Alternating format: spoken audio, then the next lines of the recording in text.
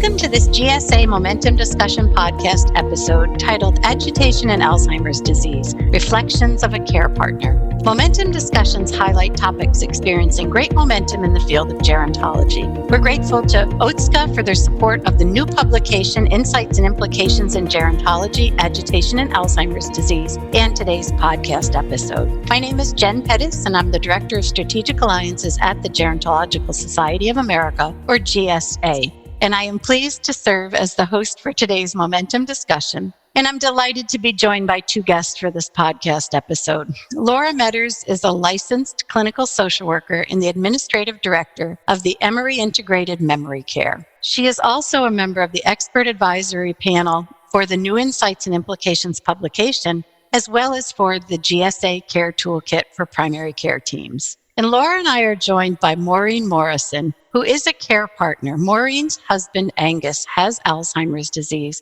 and she's here to share with us her incredible story and insights and advice for us about this important topic. Laura and Maureen, thank you so much for taking time out of your busy day to talk to me about this important issue. Thank you so much for having us.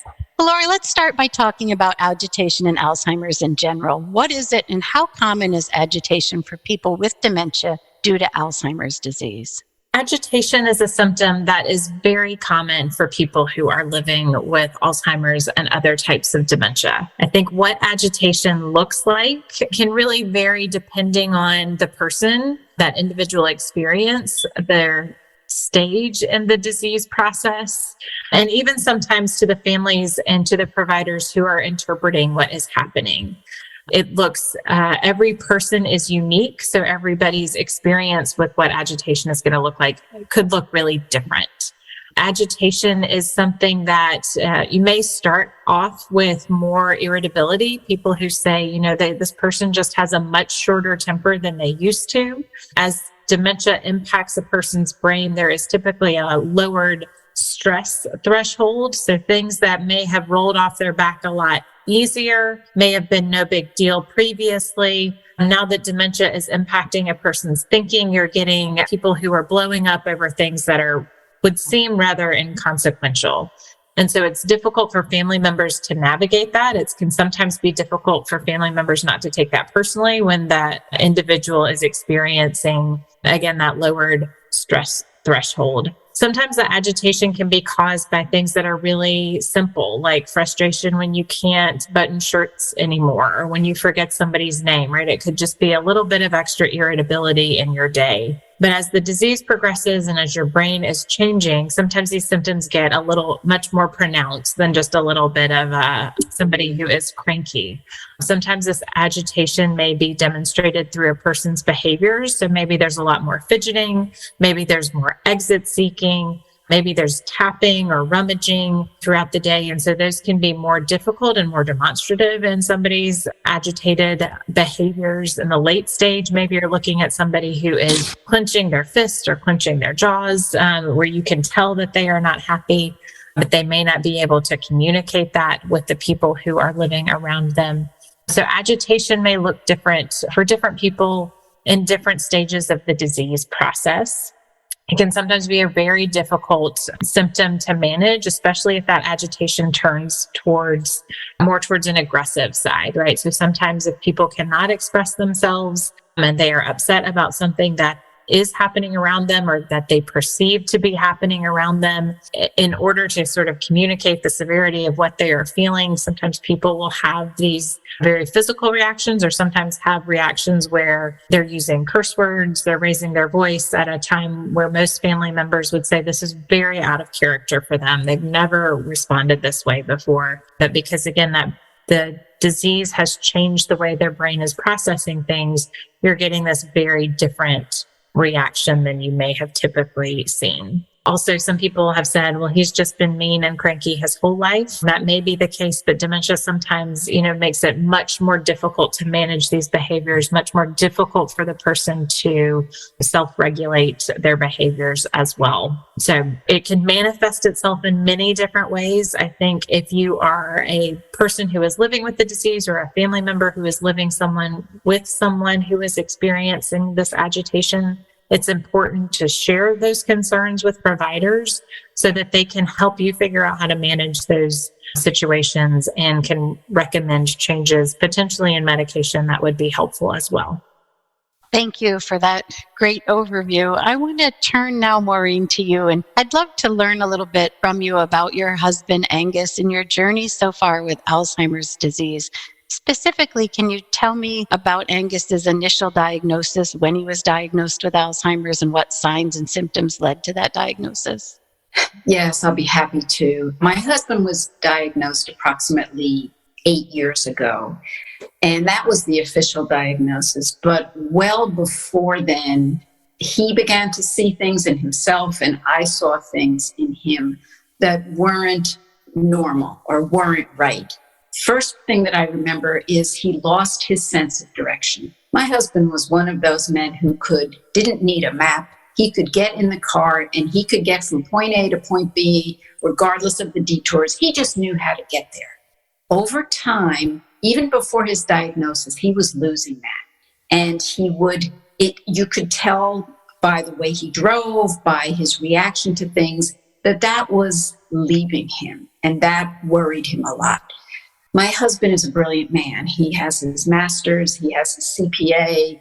He was formerly the CFO of a public company. He found himself with the inability to do some of the most things that were so easy for him: balancing a checkbook, writing checks, dealing with some financial things that came second nature to him. He wasn't able to do anymore. So, and then the things like, I would say to him, you and I are going to meet here at a certain time, and he wouldn't show up because he didn't remember that we were supposed to meet. And so these things led him to say to his GP, something is wrong. The GP was very surprised because he was still in his late 50s at this time and said, Angus, I don't think it's anything to worry about. Eventually sent him to a neurologist where the tests were done, and to everyone's surprise, including the neurologist, it came back after he had the spinal tap that, it was very likely that he had early onset Alzheimer's. So we began to try and prepare ourselves for what was to come. And I began, as is my personality, to delve in and do a lot of research, because I didn't ever know anybody that had Alzheimer's, and I didn't know anything about this disease. So I did a ton of research and reading.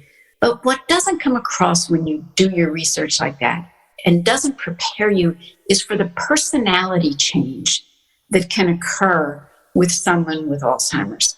My husband before Alzheimer's was the nicest, calmest, most laid-back individual you'd ever meet. He was a consensus builder. He was the man people would go to in the company, in the neighborhood, when they wanted to get people together and get everybody on the same page, because he was the least offensive person you'd ever meet. He grew up a Southern boy in a Southern town and just had those kind of skills. You could see him work a room. In a large social event, he would walk around and make everybody feel at ease. As the disease progressed in so many different ways, that Angus disappeared. And what we as his family were shocked by was not only did he lose some of those skills, but those personality traits were replaced with someone who was short-tempered, belligerent, sometimes downright mean. And that was difficult to handle and heartbreaking in so many different ways. And I wasn't prepared for that, right? When you watch a movie on someone with Alzheimer's, they show some very calm older people with a smile on their face that just don't remember things. That's as far from the truth of our experience as you'll ever be. Throughout Angus's journey, we've never used the word calm. It has been, unfortunately, one of, where agitation is such a good word, popped its head up almost on a daily basis. I'll give you a few examples on sort of the early stage. As I said, Angus was a very social person, and we liked to do things. And what I would find is when we would go to social events, The noise level would agitate him. Noisy restaurants would agitate him. Conversations between multiple people, as you would have in a cocktail party, agitated him. And to the point where he would say to me, surprise, let's go. And I wouldn't understand why. And I soon came to realize that he couldn't follow the conversations. He could not handle multiple conversations. He couldn't hear over the noise or couldn't process what he was hearing. So as a result, our lives began to shrink. Socially, we were down to you do have very good friends that stick with you, and we do as well. But so much of what we used to do ended up shrinking. Another example, my husband is a fabulous golfer. That was his hobby all his life. And it got to the point where golf was too much for him. Not that he couldn't hit the ball, because he could still hit the ball, but that the frenetic nature of a golf course, of people running around in cars, hit your ball, find your ball, go, keeping the pace of play, became too much for him. And he would get frustrated. And he himself walked away from what was, other than his family, his favorite thing to do. So, that was sort of the early stages.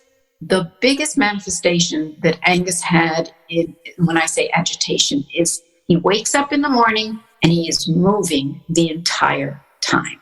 He doesn't sit down. He grazes over food. He wanders in our home from window to door to window to door, looking out, never sits down. Makes it very difficult to care for him. Some of the things that we would try and do to entertain him would be, for example, let's sit down and watch a movie. Let's watch a golf match, God forbid, but yeah, for my view, but he liked watching golf. Let's watch college football. That was his other passion, was watching that. He couldn't focus on that anymore, so he wouldn't sit down. Maureen, I wanted to ask how you've shared a lot of his behaviors, and you mentioned that he's frustrated, but how are these things making the two of you feel, those behaviors and those symptoms? So how did you mentioned that Angus was frustrated with things, but did he communicate other feelings with you about how these behaviors were impacting him overall? And then you mentioned this idea of shrinking your circle, shrinking your kind of social events and things, but other ways that it made you feel as well. It made me feel like I did not know what was coming next because these changes happened so quickly. It felt like the man that I have been married to for 36 years, I couldn't communicate with him at the same level or degree. I couldn't get a response from, honey, what's wrong? Or how can I help you? And, not only was I trying to help him physically, but I was trying to help him get comfortable. My goal all along is to have him comfortable in his own skin. He is going through the most awful thing you could ever go through. And to watch him be uncomfortable and to lose all of the things that used to give him joy. I cried myself to sleep more nights than I care to remember. And he would get frustrated, and then he would get angry. And he would get angry, and unfortunately, he'd get angry at me most of all, because he tended to relax the most around me and put his guard down. So when his guard was down, he let his anger show. Over time, we brought in some caregivers during the day to help him and help me get a bit of a breather. And then we also brought him to adult daycare 3 days a week. Both of those strategies, this was sort of the mid-stage of Angus's Alzheimer's journey, worked reasonably well for a period of time. The one-on-one caregiver, she was a saint, a lovely, lovely woman. And my husband really liked her, and he tended to be on his best behavior around her. And the same thing when I brought him down to adult daycare. It was good for him to get out of the house. It was good for him to interact with other people, and those people know what they're doing. So they could do the sorts of things you're supposed to do when somebody gets agitated, to redirect, to, keep him calm, to let him wander, because he did the same thing down there that he did at home, wander around the facility. So those were some things that helped us deal with Angus in terms of the agitation, but even those didn't work after a while. And as the disease progressed, for example, adult daycare, we learned that he had about a 5-hour window. After 5 hours of being down there, he would start to lose it. He would get angry. He would get aggressive. He literally sometimes got physical. And so working with me, they were like, look, can you pick him up at 2:00? Anything past 2:00, he tends to melt down. So I would say, got it. And I would be at the door at 2:00 and pick him up. That worked for a period of time. But to show you how the agitation changes, and you have to be prepared to deal with those changes. After a while, I would pick him up, but he wouldn't get in my car. So I would walk him, and he would be so agitated. By that time, I'm not getting in the car. I'm like, honey, it's time to go home. He would argue with me about getting into the car. Take everything I could to calm him down, get him in the car. We'd be driving down Georgia 400, and he'd be unbuckling his seatbelt, and he'd be trying to open the door. One time he reached out and grabbed the steering wheel. So that avenue, the adult daycare, ultimately got to the point where it wasn't safe to get him out of the house to do things like that. So that was another way the agitation impacted him. It took away something that worked for us for about a year as part of this journey. And it took away from me the ability to get that breather in the day of having him have someone else take care of him for 5 or 6 hours a day. So after that period of time when that strategy wasn't working anymore, what were you able to then kind of employ to help you keep him and you safe with behaviors and things? There were different strategies worked at different times. The biggest thing for me was to realize that I had to accept his reality. So I spent a lot of time with this disease telling him, no, you really don't see something, or no, that you don't have to worry about this. And he had hallucinations and he had delusions and he did see things that weren't there. And for too long, I would try and talk him out of that. And then I realized that I had to accept his reality. And instead of saying, no, you don't see the people in the house, I would say to him, are they upsetting you, honey? Because if they are, I'll ask them to leave. And he would say, oh, okay. And then I would say, you sit down and I will go talk to them and ask them to leave. And in the meantime, I would get the dogs, because he was very good with our animals. I'd get the dogs over by him. I'd walk out of the room and I'd come back and say, all right, I think they're gone now. And he would say, oh, okay, good. Thank you. He had a delusion, for example, that the people across the street were trying to hurt us. And they were a nice new young couple. We really barely knew them. He was convinced they were trying to hurt us. The gentleman drove a black pickup truck. My husband became obsessed with black pickup trucks. Do you know how many black pickup trucks there are in Georgia? There are every other car is a black pickup truck. So driving my husband down the road, he would see all these black pickup trucks and he would say, see, there he is. And there he is. And then he would the agitation would build.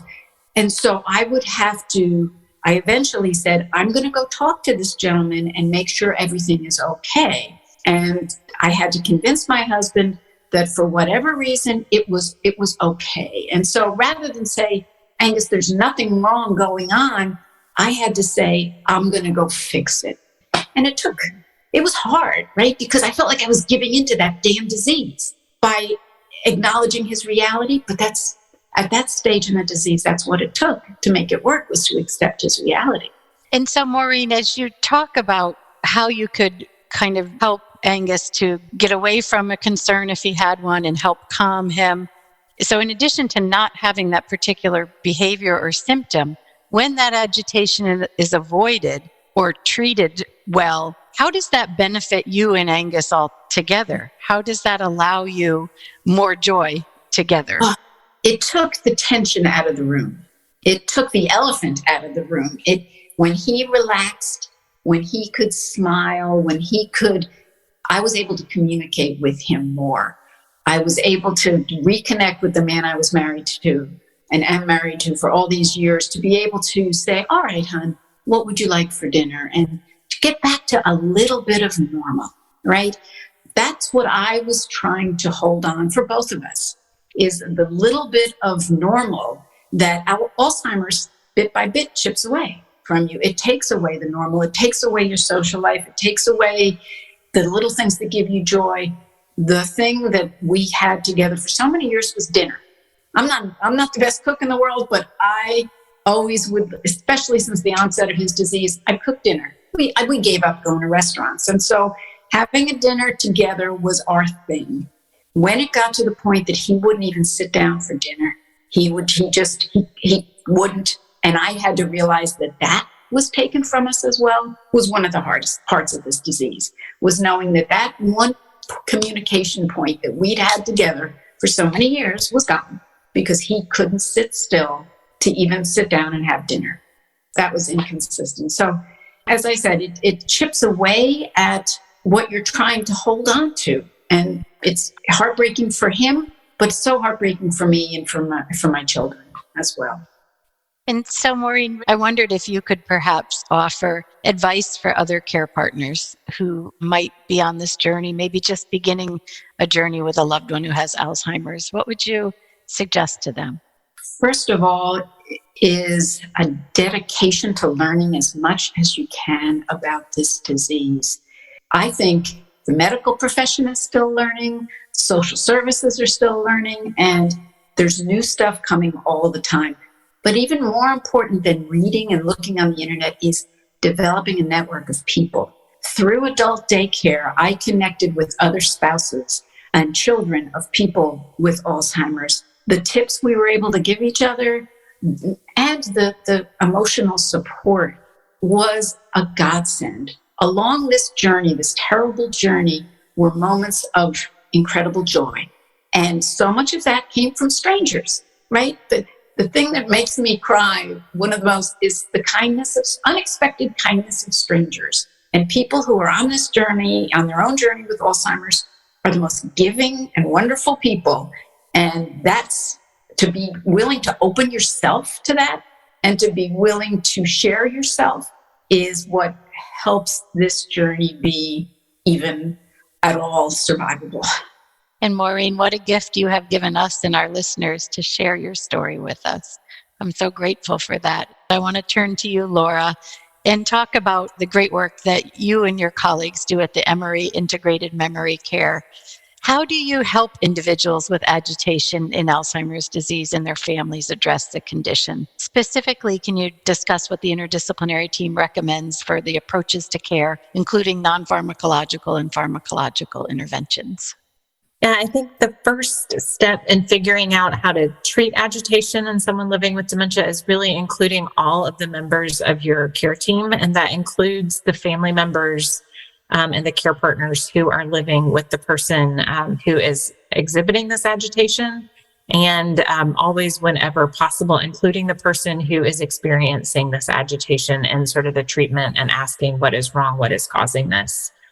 I think it is about trying to help figure out what are the triggers for this agitation, right? What's causing this? Is it the noisy restaurants? Is it the black trucks that Maureen mentioned that is sort of escalating some of this agitation and aggressive behaviors? And then figuring out strategies for the care partners and those other people that may be on the care team to help them use when these triggers come up. So is it, let's modify the environment so that it looks different and the triggers are removed. It's hard to remove those black trucks, but if a person is trying to, leave, exit, seek the home, could we, make sure that the purses and the keys are hidden in places so that walking through the house, you see your purse and say, oh, it's time to go, right? So can we remove some of these things?